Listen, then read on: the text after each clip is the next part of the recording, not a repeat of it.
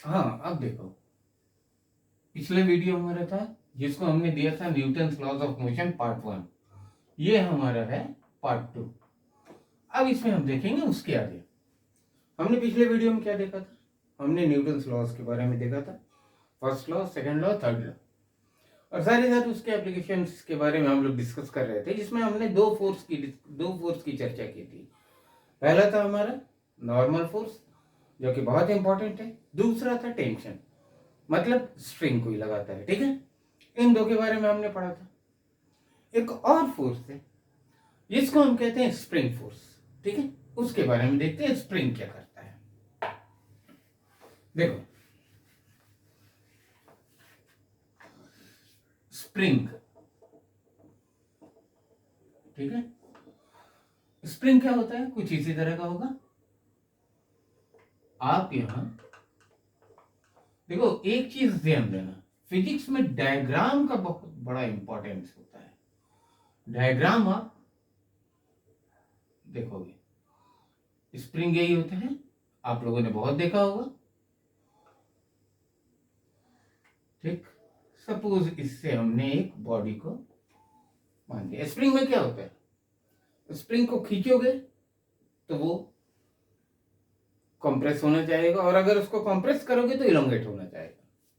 यही चीज होता है। मतलब दोनों कंडीशन में अगर हम उसके नेचुरल लेंथ से लेंथ को बढ़ाएंगे तो वो अपने लेंथ को घटाना चाहेगा, और लेंथ को घटाएंगे तो क्या करेगा? लेंथ को बढ़ाना चाहेगा। ये है हमारा स्प्रिंग। हमने क्या किया, यहां तक इसका नेचुरल लेंथ है, इसके लेंथ को हमने बढ़ा लिया, यानी इस एंड का डिस्प्लेसमेंट यहां, और ये x हमने मान लिया, ठीक है। तो क्या करेगा स्प्रिंग? स्प्रिंग अपने लेंथ को घटाना चाहेगा। घटाने के लिए क्या करेगा? वो अंदर की तरफ एक फोर्स एक्सर्ट करेगा, ठीक है। इसी फोर्स को हम कहते हैं क्या? Spring force. F जो है इसको हम कहते हैं स्प्रिंग फोर्स। होप करते हैं कि ये क्लियर आपको दिख रहा होगा। अब यहां एक चीज ध्यान दो, फोर्स किधर है? इस डायरेक्शन में। डिस्प्लेसमेंट किधर है? उधर। मतलब फोर्स और डिस्प्लेसमेंट एक दूसरे के अपोजिट है, ठीक है। तो यहां पर जो स्प्रिंग फोर्स होता है, spring force F is directly proportional to change in length। लेकिन आप देखो, F और X दोनों का डायरेक्शन एक दूसरे के अपोजिट है, और दो वेक्टर जब एक दूसरे के अपोजिट होंगे तो कौन सी साइन देते हैं हम? Negative sign. हमने बार बार बताया आपको। तो यहां पर अब इस F इज इक्वल टू एक प्रोपोर्शनलिटी कांस्टेंट यूज करते हैं हम, ठीक है। और इस प्रोपोर्शनलिटी कांस्टेंट को हम कहते हैं क्या? Spring constant. स्प्रिंग कांस्टेंट, या इसको force constant of the spring भी कहते हैं। Force constant of the spring ये भी कहते हैं, ठीक है। आपने इसे वेक्टर फॉर्म में देखा है, ठीक। यहां पर अगर हम इसको वेक्टर फॉर्म से हटा दें तो सिंपली ये यूज कर सकते हैं, ठीक है। माइनस क्या दिखाता है? माइनस दिखाता है कि फोर्स और एक्स दोनों एक दूसरे के अपोजिट है। मतलब अगर डिस्प्लेसमेंट उधर है यानी इलोंगेशन है तो वो कंप्रेस होना चाहेगा, कंप्रेशन है तो वो इलोंगेट होना चाहेगा, ठीक है। तो यहां से k is equal to F upon x, तो इसकी यूनिट क्या हो जाएगी हमारी? न्यूटन पर मीटर, ठीक है। बस एक चीज ध्यान देना है, स्प्रिंग जो होता है वो अपने लेंथ में होने वाले किसी भी चेंज को क्या करेगा? उसका अपोज करता है। और अपोज किस तरह करता है कि अगर लेंथ घटेगा तो बढ़ाना चाहेगा, बढ़ेगा तो घटाना चाहेगा, ठीक है। एक और चीज ध्यान देना, न्यूटन्स लॉज ऑफ मोशन में हम लोग अक्सर जिस स्प्रिंग की बात करते हैं वो स्प्रिंग हमारी लाइट होती है, मतलब यहां हम उसके मास से कंसर्न नहीं है। मैसिव स्प्रिंग भी देखेंगे, वो आगे के चैप्टर्स में हम लोग देखेंगे। फिलहाल जो है वो हम यहाँ लाइट स्प्रिंग की बात कर रहे हैं, ठीक है। अब इसके बाद एक बहुत इंपॉर्टेंट चीज की डिस्कस करते हैं, जो है पुली, जिसके लिए न्यूटन लॉ ऑफ मोशन आप लोग जानते हैं, यानी पुलिस के जो सवाल हुआ करते हैं उस पर देखिए, बहुत ध्यान से समझिएगा, बड़ा बहुत इंटरेस्टिंग है और ये बहुत इजीली आपकी समझ में आएगा। आप देखो यहां पुलिस,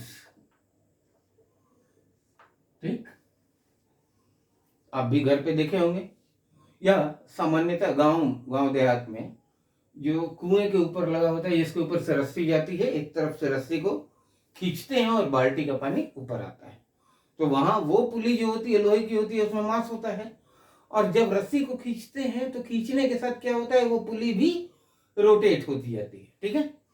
हम लोग यहां जिस पुली की बात करेंगे न्यूटन्स लॉज ऑफ मोशन में, पहले उसको समझ लो, light and frictionless pulley, frictionless pulley, ठीक है। फायदा क्या होता है इसका, इसका मतलब लाइट और फ्रिक्शनलेस अगर पुली होती है तो इससे स्ट्रिंग को एक तरफ से दूसरी तरफ आने जाने के लिए जरूरी नहीं कि वो पुली को रोटेट करा कर जाए, मतलब स्ट्रिंग जो है उस पुली पर स्लिप कर सकती है। तो इससे क्या होता है, the string slips on the pulley, ठीक है। और जब स्लिप करेगी तो क्या होगा ये हम आगे दिखाएंगे, लेकिन फिलहाल ये आप जरूर दिमाग में रख लो कि इसमें हम लोग लाइट एंड फ्रिक्शनलेस पुली की चर्चा करते हैं, और इसका एडवांटेज क्या होता है कि स्ट्रिंग जो है वो पुली पर क्या कर सकती है, स्लिप कर सकती है, ठीक है। आप चाहो तो इसको नोट करते जाना। देखो हम यहां एक पुली लेते हैं, यह है पुली, ठीक है, और ये दो बॉडी यहां लटके हुए हैं, ठीक है, अनइवन मास के हैं, ये this is your M2 and this is your M1, यह है हमारा। आप क्या देख रहे हो, पुली पर लटके हुए हैं। सपोज हम सिस्टम को रिलीज किया, अभी हम पकड़ के रखे थे, हमने छोड़ दिया, होगा क्या, अगर M2 M1 से बड़ा, ठीक, तो क्या होगा, ये नीचे आएगा और ये ऊपर जाएगा, यही होगा। होना क्या चाहिए था कि पुली को जब स्ट्रिंग इधर आ रही है और ये ऊपर जा रहा है तो पुली को ऐसे क्या होना चाहिए, रोटेट करना चाहिए, ठीक। जैसे जैसे वो आगे जाएगा पुली रोटेट करती जाएगी तभी जाएगा। लेकिन अगर पुली लाइट और फ्रिक्शनलेस, स्पेशली फ्रिक्शनलेस अगर है, तो उस कंडीशन में फ्रिक्शनलेस होने के कारण स्ट्रिंग का कोई ग्रिप इस पे नहीं बनेगा। नतीजा क्या होगा, स्ट्रिंग इस पुली पर स्लिप करेगी, यानी पुली को बिना रोटेट कराए भी स्ट्रिंग एक तरफ से दूसरी तरफ आ सकती है, और आ सकती नहीं, आती है, ठीक है। यहां पर एक और चीज, जब भी ये कंडीशन होता है, यानी स्ट्रिंग जब स्लिप करती है पुली पे, और अगर स्ट्रिंग लाइट है, यानी if the spring is light, ठीक है, तो क्या होगा, एक स्ट्रिंग के किसी भी पॉइंट पर टेंशन का मैग्नीट्यूड क्या होगा, इक्वल होगा, यानी सेम होगा। तो क्या कंडीशन, इस इन पॉइंट्स को आप अच्छे से नोट करके रख लें, क्योंकि ये बहुत इंपॉर्टेंट पॉइंट्स हैं, ये आपको बहुत काम करेंगे आपके लिए। तो मैंने क्या कहा, if the string is light, तो इसका क्या होगा, the tension T at every point of the string is equal, equal कहो या सेम कहो, ठीक है। आप इसको ध्यान से नोट कर लें, फिर आगे दिखाता हूं। मतलब हमने क्या देखा, पुली लाइट है, फ्रिक्शनलेस है, इसका एडवांटेज क्या होगा या रिपरकशंस क्या होंगे, स्ट्रिंग जो है वो पुली पर स्लिप कर जाएगी। और फिर अगर स्प्रिंग नहीं, ये स्ट्रिंग,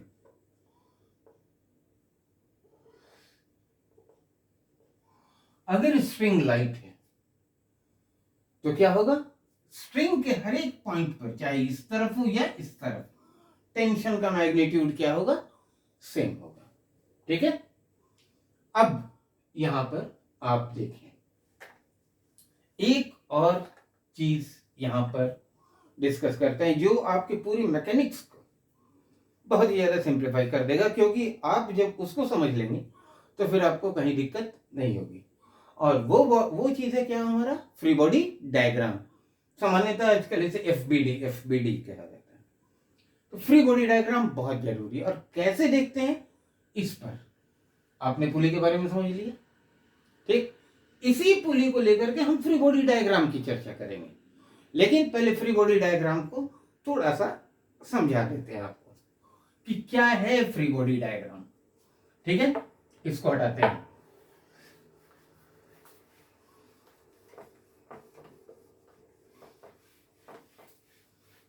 देखो, फ्री बॉडी डायग्राम इतना इंपॉर्टेंट है कि अगर आप किसी भी बॉडी का फ्री बॉडी डायग्राम बना दिए तो फिर आपके लिए बहुत आसान हो जाता है कि आप क्वेश्चन को सॉल्व कर सकें, ठीक है। देखिए, फ्री बॉडी डायग्राम क्या है, फ्री बॉडी डायग्राम क्या कहता है, ये है क्या, इसमें all the forces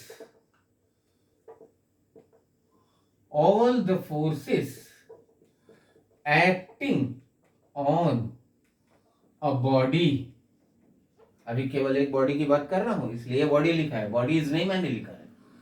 all the forces acting on a body are shown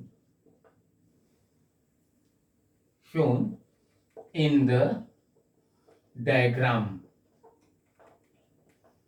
ठीक है,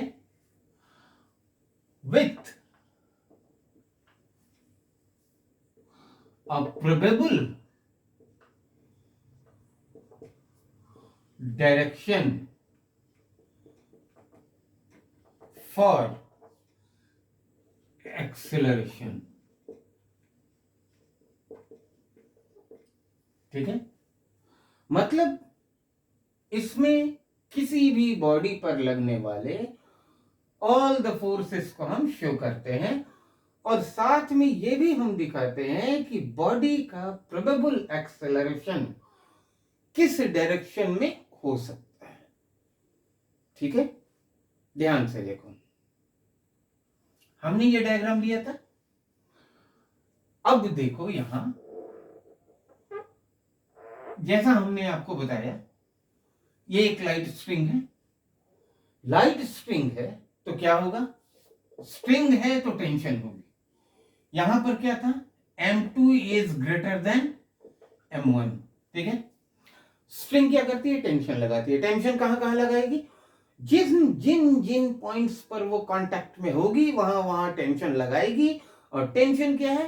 टेंशन हमेशा एक पुलिंग फोर्स होता है, यानी हमेशा वो क्या करता है? पुल करता है। ठीक है, अब देखो ये नीचे जा रहा है, ये ऊपर, ये हमारा स्ट्रिंग है। क्या करेगा? स्ट्रिंग इस पॉइंट पर इस बॉडी के कांटेक्ट में है, तो इस पॉइंट को ये स्ट्रिंग क्या करेगा? ऊपर की तरफ खींचेगा, पुल करना चाहेगा। सिमिलरली इस पॉइंट पर ये स्ट्रिंग इस बॉडी को ये भी ऊपर की तरफ पुल करना चाहेगा। ठीक, अब देखो यहां इस पुली के इस पॉइंट पर ये स्ट्रिंग कांटेक्ट में है, तो इस पॉइंट को भी ये स्ट्रिंग, पुली के इस पॉइंट को ये स्ट्रिंग क्या करना चाहेगा? ड्रैग करेगा, यानी पुल करेगा। और सिमिलरली इस पॉइंट को भी ये स्ट्रिंग क्या करना चाहेगा? ड्रैग करेगा। और मैंने अभी बताया था कि लाइट स्ट्रिंग होगी, तो लाइट स्ट्रिंग के केस में हर एक पॉइंट पर टेंशन का मैग्नीट्यूड क्या होगा? इक्वल होगा। कब? जब गिवन डायग्राम में जो पुली है हमारा, वो हमारा स्मूथ हो और लाइट हो। ठीक है, ये हमने दिखा दिया। अब यहां ध्यान देना, इस बॉडी पर लगने वाले फोर्स की बात करें तो ये टेंशन इस बॉडी पर नहीं लग रहा है, ये टेंशन इस पुली पे लग रहा है। इस बॉडी पर ये टेंशन लग रहा है, इस बॉडी पर ये टेंशन लग रहा है। ठीक है, तो अब यहां फ्री बॉडी डायग्राम पर आते हैं और फ्री बॉडी डायग्राम इसका बनाते हैं। साथ ही साथ एक चीज और, हमने कहा कि ये नीचे आ रहा है, ये ऊपर। अगर स्ट्रिंग इनएक्सटेंसिबल है या स्ट्रिंग जो है वो स्ट्रेचेबल नहीं है, तो क्या होगा? जिस रेट से ये नीचे आएगा उसी रेट से ये ऊपर जाएगा। यही होगा। उस कंडीशन में देखो यहां पर हम इस बॉडी का फ्री बॉडी डायग्राम देखते हैं। M2 का, M2 पे कौन कौन सा फोर्स लग रहा है? M2 पे फोर्स लग रहा है M2G, नीचे की तरफ ग्रेविटेशनल। ठीक है, एक लग रहा है टेंशन ऊपर की तरफ, यानी T ऊपर। ठीक है, और हमने इसका प्रोबेबल डायरेक्शन क्या दिया? नीचे। एक्सेलरेशन नीचे है, मतलब एक्सेलरेशन जब भी होगा तो इसी लाइन में होगा, या तो नीचे जाएगा नहीं तो ऊपर। साइड वाइज तो कुछ नहीं होगा, क्योंकि साइड वाइज कोई फोर्स एक्ट ही नहीं हो रहा। ठीक है, यह आपने देखा। अब ये पूरे डायग्राम को हम क्या कहते हैं? Free body diagram. अगर एक्सेलरेशन का डायरेक्शन नीचे है, इसका मतलब हुआ कि रिजल्टेंट फोर्स का डायरेक्शन किधर होगा? नीचे होगा। Newton second law of motion आपको याद होगा। तो अब यहां पर हम नीचे की तरफ रिजल्टेंट फोर्स अगर कहें तो नीचे कौन सा फोर्स लग रहा है? Downward, M2G। लेकिन इसको अपोज कौन कर रहा है? T। तो रिजल्टेंट फोर्स डाउनवर्ड डायरेक्शन में क्या होगा? यानी रिजल्टेंट फोर्स क्या होगा? M2G minus T। और यही हमारा क्या हो जाएगा? Resultant force. किस पर? M2 पे। ठीक है, तो फिलहाल ये हो गया M2G माइनस T जो रिजल्टेंट फोर्स, और रिजल्टेंट फोर्स बराबर क्या होगा? Mass into acceleration. क्लियर है? ये क्या है हमारा? ये हमारा है रिजल्टेंट फोर्स। ठीक, अब इस पर देखो, यही है हमारा फ्री बॉडी डायग्राम। अब हम M1 का फ्री बॉडी डायग्राम देखते हैं। ध्यान से देखो M1 का। M1 पर क्या है? M1G तो भाई नीचे ही लगेगा, और यहां टेंशन किधर लग रहा है? ऊपर। और ये बॉडी जा किधर रही है? ऊपर की तरफ जा रही है। अब यहां पर अगर हम लिखें तो क्या लिखेंगे? यहां अगर बॉडी ऊपर जा रही है तो रिजल्टेंट फोर्स ऊपर की तरफ हो। ठीक, तो ऊपर की तरफ होने का मतलब T माइनस M1G हो जाएगा। T अपवर्ड है, M1G वर्टिकली डाउनवर्ड है, यानी एक दूसरे के अपोजिट। तो रिजल्टेंट फोर्स क्या हो जाएगा? T माइनस M1G, यही हो जाएगा रिजल्टेंट फोर्स ऑन M1, और ये बराबर हो जाएगा M1 इंटू A। ठीक है, तो यहां एक चीज आप ध्यान दो, ये दोनों डायग्राम हमारा क्या हो गया, जिसको आप कहते हो फ्री बॉडी डायग्राम, FBD।